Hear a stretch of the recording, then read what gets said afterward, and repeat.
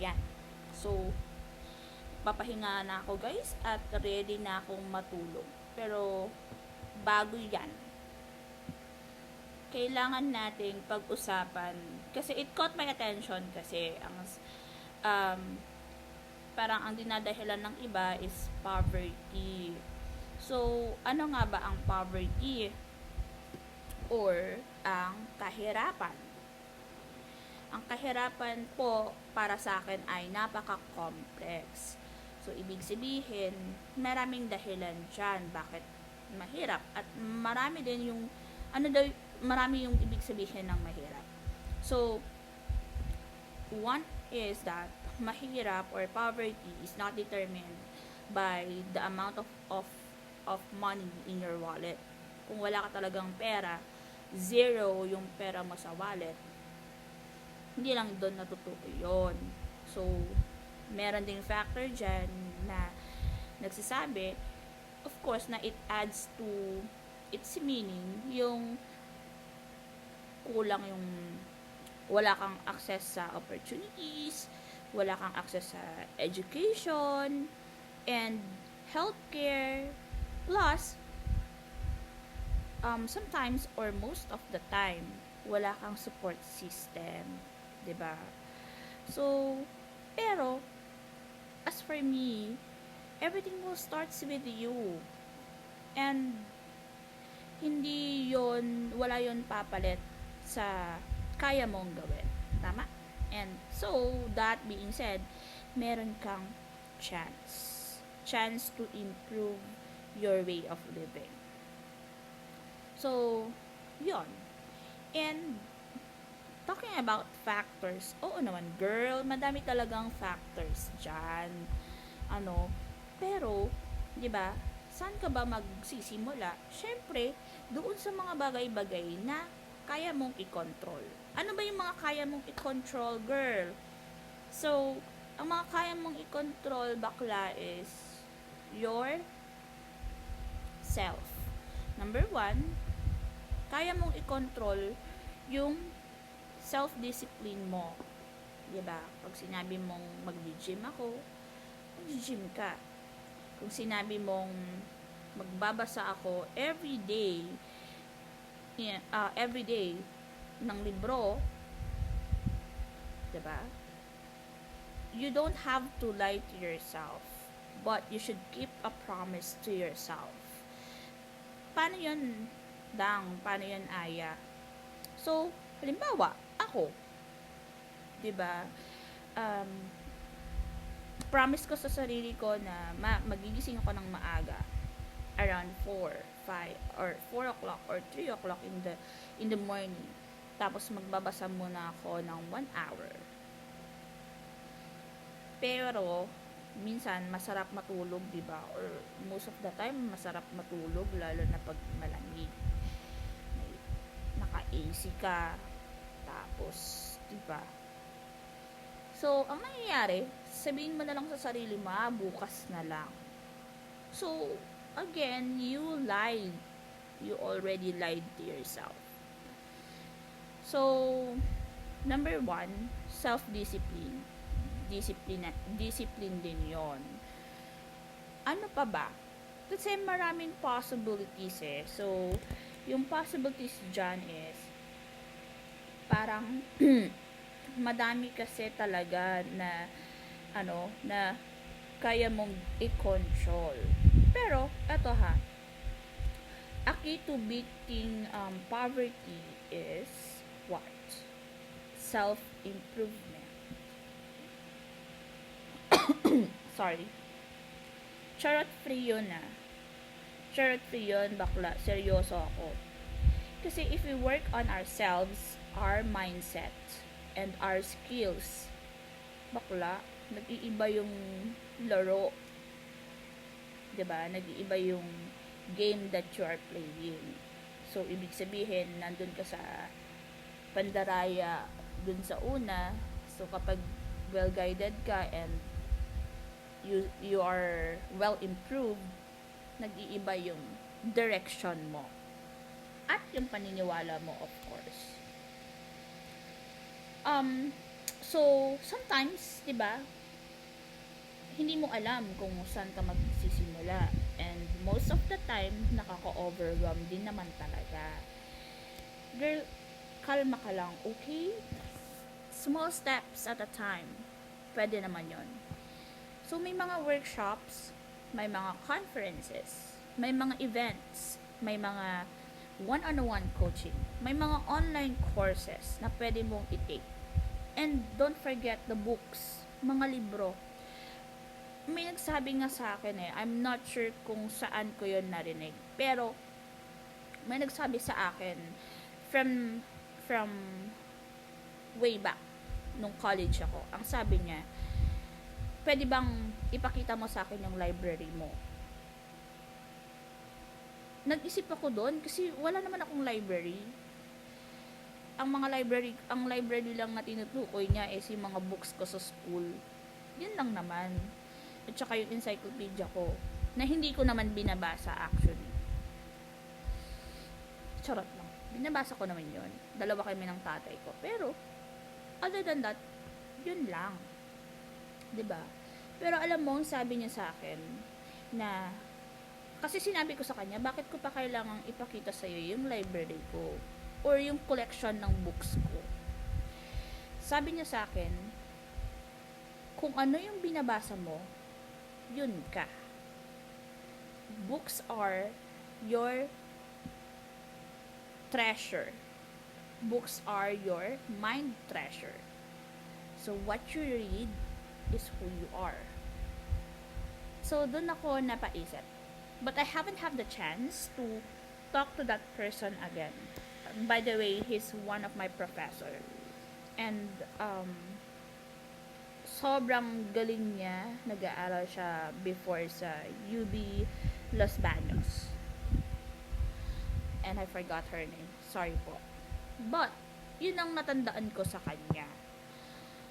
So, overwhelming, lahat naman overwhelm. Nakaka-overwhelm pati nga pagbasa ng libro, 'di ba? Nakaka-overwhelm din lalo na kapag marami siyang mga parts, marami siyang mga steps and what. Minsan hindi mo na nga natatandaan kung ano yung ibig sabihin noon ano yung mga sinasabi dun sa libro, 'di ba?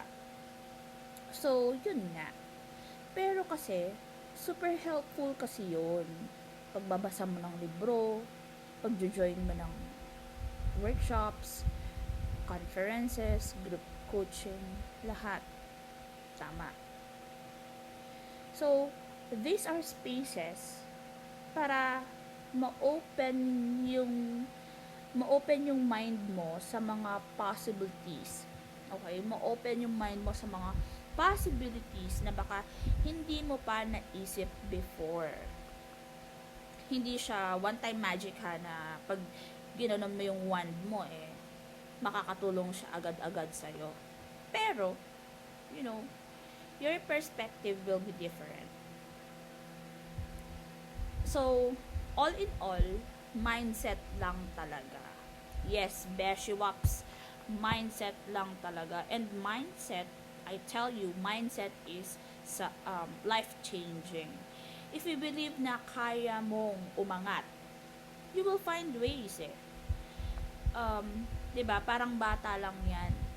Tama. Example, oo nga.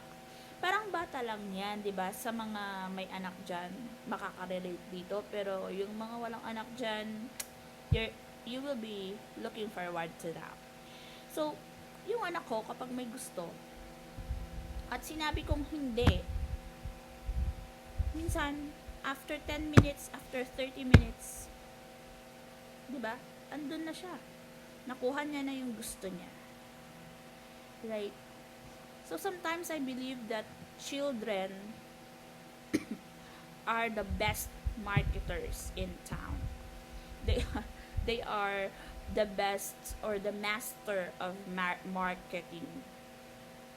'Di ba? Kahit kanino. Kasi, 'di ba? Pag sinabi nila lang, gusto ko ng ice cream, pero maginaw. Tapos, inuubo sila. After a couple of minutes, they already persuaded you na bibili ng ice cream. So, after less than an hour, may ice cream na sila. Diba? So, ang point ko dito ay, kung gusto mo talagang umangat, at may gusto ka kagaya ng isang bata, gagawan mo talaga siya ng paraan. Hindi man siya agad-agad kagaya ng mga children ng kung gusto nila is agad-agad. Ikaw, you take it slowly. But you have to be intentional. 'Di ba? Kailangan ma-intention ka. Kailangan gagawin mo to kasi gusto mo siyang gawin para sa ikakaangat ng sarili mo. Tama? So, eto nga, I will be sharing with you my 5 steps to beat poverty through self-improvement. 5 steps ko to, or 5 things ko to na nabuo through my parang ito yung mga napansin ko lang through experiences through life experience from the moment. Okay, so eto kasi this is my story. I am a mom. I become a mom at the age of 17. I got pregnant at the age of 16. So, napakaaga. Ang aga-aga. But, I never stopped there. I continued my studies. And then, after that, hindi ko alam what life has to offer me. Kasi, ang alam ko lang is that I have someone by my side to support me na. Kasi, I'm no longer alone eh. I have someone in my life that could definitely change my ways, the way I think, the way I believe, ganyan, my ways on how to manage myself and manage everything that surrounds me. To cut the story short, I've been through a lot within those years. So it took me like 13 years to realize things kung paano ko mapapabuti yung buhay ko, right? And from there, I want to help you guys to realize na as early as today, poverty is not the reason why you stop learning. Marami dyang ways, marami dyang free courses, marami dyang free online courses. Bakit hindi mo gamitin yung skills mo? If you are good in communication, why don't you communicate with those people who are well improved, para kung paano sila mag-isip, ganun ka na din mag-isip. Kasi may mga kasabihan tayo, diba? Tell me who your friends are and I'll tell you who you are. Not exactly what meant by that, but syempre, kung sino kasi yung nasa environment mo, yun ka. Tama? Yun ka. So, balik tayo sa mga natutunan ko. Number 1 is, education is the key. Education is the key. Again. Kasi, Ate Aya, education is the key, 4 years, 5 years. Madami namang short courses dyan. That still, my friend, is education. Tama? I-grab mo na yun. Free online course, grab. Go grab it. Learn something new na in demand, like digital marketing, entrepreneur, or what else? Mahilig ka sa computers, mahilig ka sa gamings, what should you do? Diba? Ano yung mga binabasa mo? You are a leader. What will you do? Tama? It's about basically, you should be learning new things. Diba? You should learn new things. That's education. That's another part of education works. Aminin naman na natin, guys. Education, yung educational system or the education system natin, or yung system ng education natin dito is really broken. It's broken, right? And we have to struggle so hard to realize this, na hindi natin kailangan ng mahaba-habang education system or education para lang maging maayos ka. Education plus strategy equals opportunity. Tama? Tama. Okay. So, from that education, or for example, you take advantage of the free online courses. Nag-build ka ngayon ng, or free online courses, or nag-take advantage ka ng, nag-join ka ng workshop, diba? Or ng conference. Ngayon, it's time for you to build your skills. Ano ba yung skills mo? Ano ba yung mga paandar mo sa buhay na dapat on flick, ha? Yung talagang nag-a-add ng value sa ibang tao. Yan ba yung paandar mo ba online jobs? Ang paandar mo ba ay small business? Or mahilig ka bang gumawa ng mga creative crafts like creative costume, kumbaga? Or mahilig kang mag-makeup? Or mahilig kang maggansilyo? I'm not sure about that. But, oo. Mahilig ka bang gumawa ng mga templates? Diba? Mga ano yun mga skills yun. So, you have to be a master of your own skills. One at a time. So, na-master mo na yung CRM, na-master mo na si customer service, na-master mo na yung paano talaga makipag-proper communicate sa mga tao with the help of your mentor. Then, it's time to build your network. So, networking tayo. Ay, parang pyramiding naman yan. Diba? Ganun kasi yun. No. Network, your network is your net worth. Okay? Ulitin ko. Your network is your net worth. Ano nga ibig sabihin nun? Paano yun? Diba? So, hanap ka lang ng taong nag-i-inspire sa'yo. Gaya ko. Hanap mo lang ako. Ganon. Diba? Hanapin mo ako.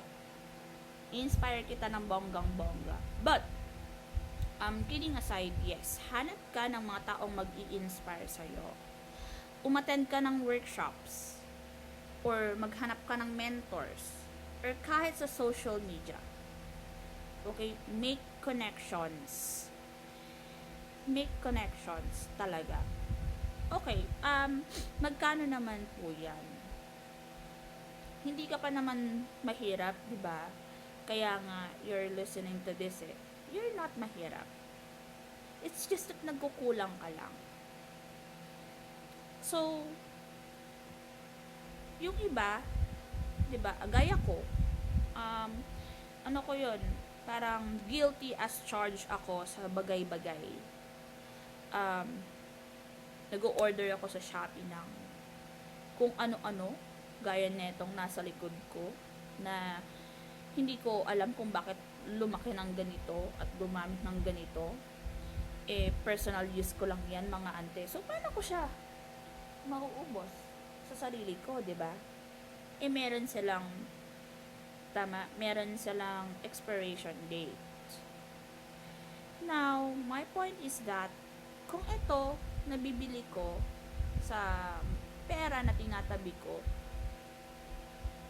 of course, parang kayo din, 'di ba? May mga ino-order din kayo online na perhaps hindi ninyo magagamit o hindi niyo naman talaga kailangan. This is wants versus needs.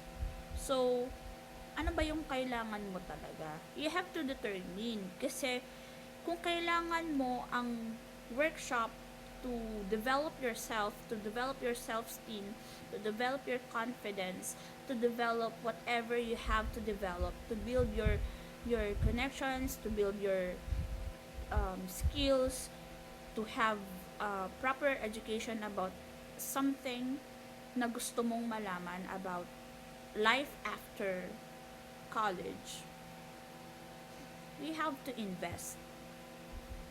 Kasi wala namang free sa mundo na kompleto. Ang free are those information na alam na natin lahat. Gaya ito, alam na natin lahat to, pero sinasantabi mo lang. So, you have to invest your time. Number one, you have to invest your time. And number two, you have to invest money. You have to attend workshop. Syempre, merong registration fee yun. Pero, yung makukuha mong knowledge doon, it's true na walang maibabalik sa'yo na pera because of sa binayad mo. Pero yung matututunan mo after the workshop, after yung one-on-one or after nung mga group coaching ninyo, ay bakla, super worth it yan. Pero hindi lang to minsanan na pag-attend ng workshop. Ay, mag-a-attend ako ng workshop ni Tony Robbins or Tony Robbins kasi maganda yon. Nag-attend ka minsan. Pero minsan lang yun. Hindi mo na yun inulit. So, ang nakuha mo is yung workshop details lang nung umattend ka. Pero nung mga previous, yung mga sunod na workshops niya na mas magaganda pa yung mga topics, hindi mo na-attendan. It's just because okay na yung isa para sa'yo. Tama.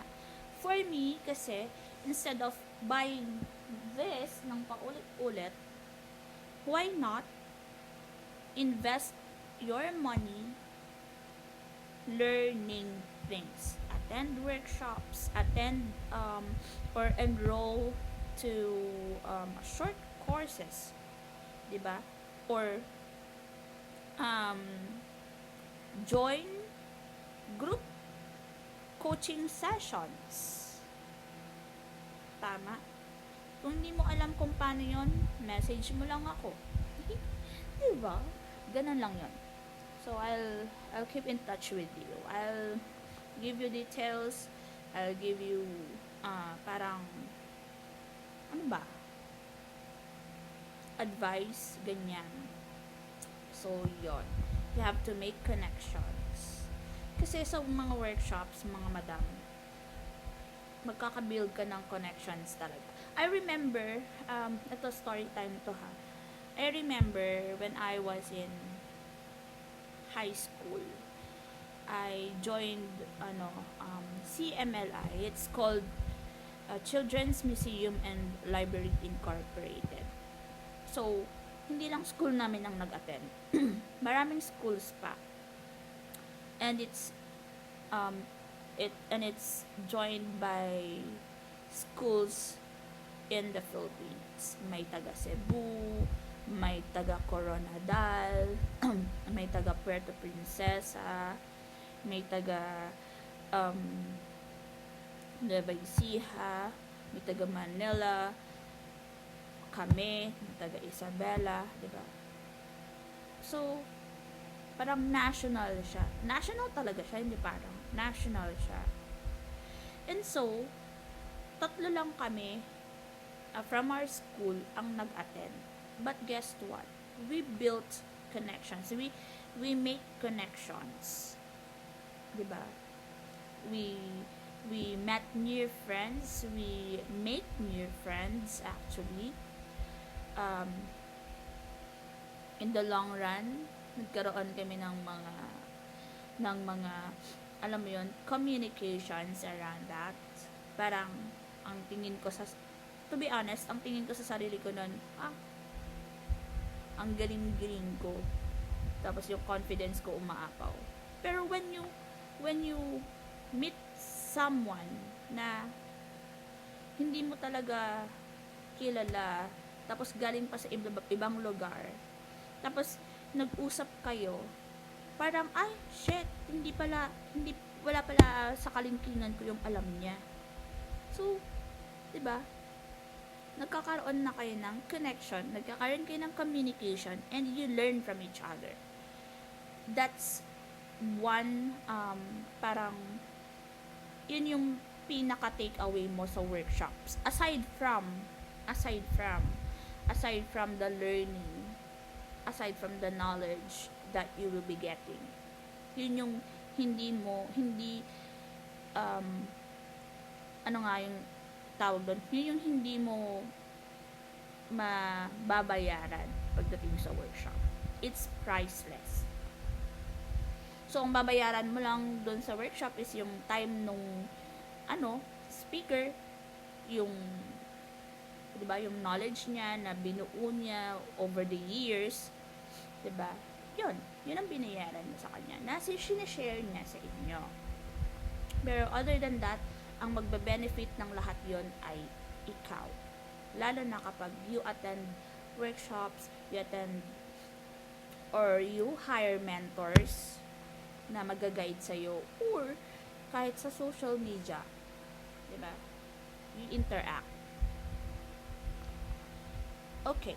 So, another one is mindset reset, or ito yung tinatawag ko na unlearn and relearn process. So, para sa akin kasi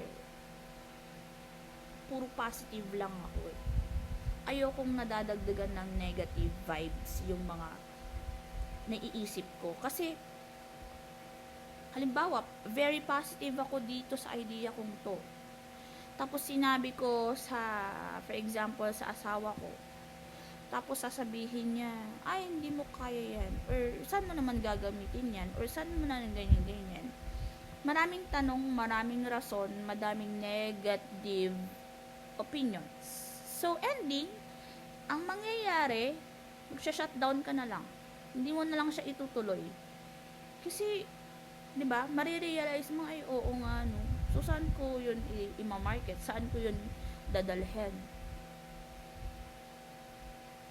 Di ba? Pero alam mo, bakit ayaw ko ng negative vibes? Lumalayo kasi talaga ako sa mga taong manega talaga. Ang ginagawa ko is to focus kung ano yung kaya kong gawin. Instead of ano yung hindi ko kayang kunin. Parang ano yun, di ba? Parang ang lalim. Pero pag in English mo yun, I am focusing on what I can do instead of what I don't have. Tama ba? Okay, nagpo-focus ako sa kaya kong gawin kesa sa hindi ko kayang kunin. 'Di ba? For example, magma-manifest ako. Ano bang ima-manifest ko? Magma-manifest, kasi totoo to ha. Magma-manifest ako na dapat magkaroon ako ng 1 million ngayong 2025. Wala ako nun. Nakafocus lang ako doon. Pero, hindi ako nakafocus sa kaya kong gawin. Wala din. Yung 1 million mo, hindi mo na siya makukuha. Kasi, 'di ba? Hindi mo kayang gawin yon. Hindi mo siya kayang kunin. Wala ka nun. 'Di ba? Wala kang resources. So, anong kaya kong gawin?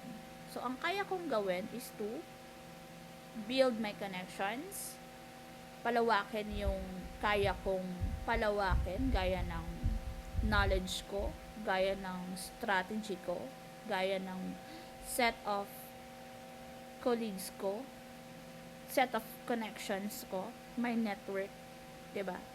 'Yan ang kaya kong gawin. makipag-usap sa mga taong intentional na kakausapin ko para sa you know, plano ko. That's how I manifest. And everything will follow. Mag-focus ka lang. Focus ka lang. Okay? And number 5, guys, is small steps, big results. Hindi mo kailangan kasi magmadali. Yan ang problema kasi sa ating mga Filipinos or sa ating mga kababaihan lalo. Parang sa internet nakita mo si Ivana. Ay, ang yaman niya na. Shit, dapat ako din. So, ending, nagmamadali ka, minamadali mo. Tapos, hanggang sa, wala na. End na para sa'yo. And what comes next? Diba? So, for me, kapag may goal ka kasi, ang goal mo kasi, for me, is your big result.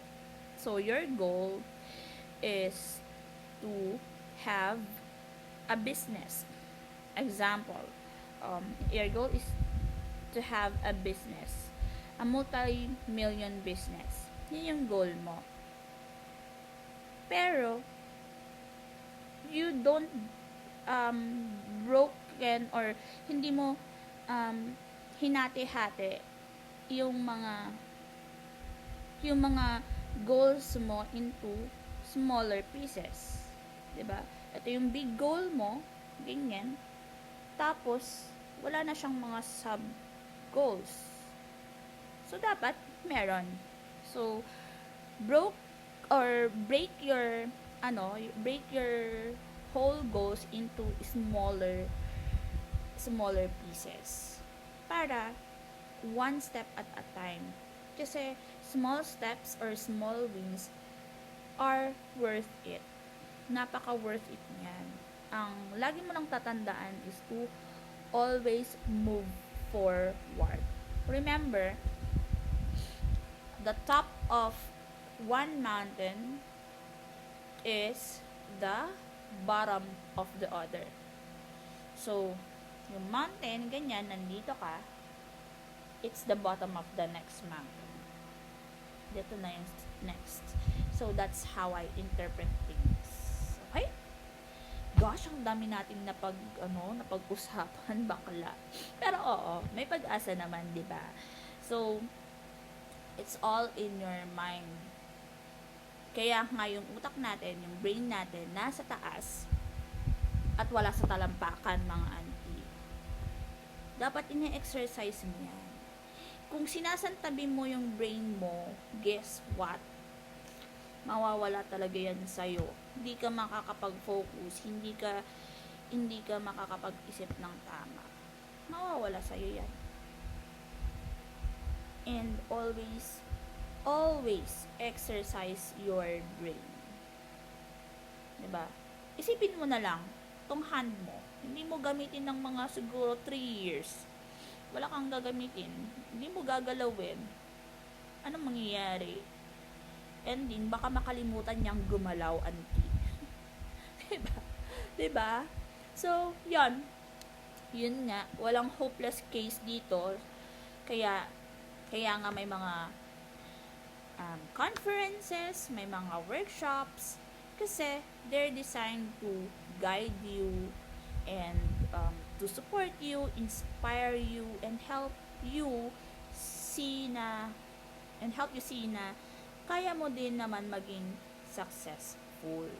Kaya go ka, mag-grab ka ng seat, grab mo yung chance to learn new things, start your glow up sa journey mo in your career.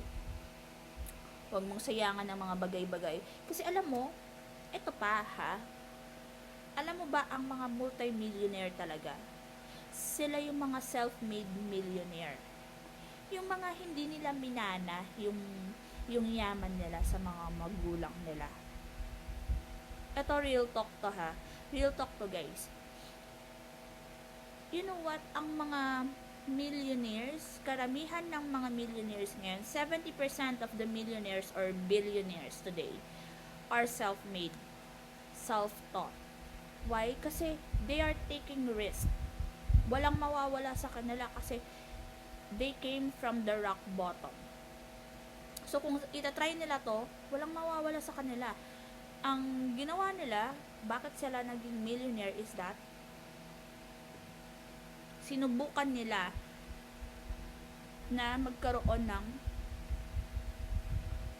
wider scope ng knowledge, wider scope ng network, wider scope ng goals. And they learn how to, set goals. Okay? So, be that kind of person. Kaya, mga mga Bex, okay, huwag susuko kasi ang poverty is not forever. Walang forever sa mundong ito. Relasyon nga eh. Charis lang. Okay. Ang bansa nga naaagaw, diba? So, wala talagang forever.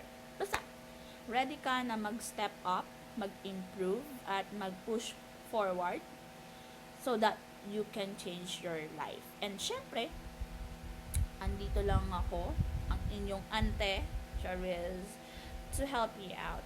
Okay?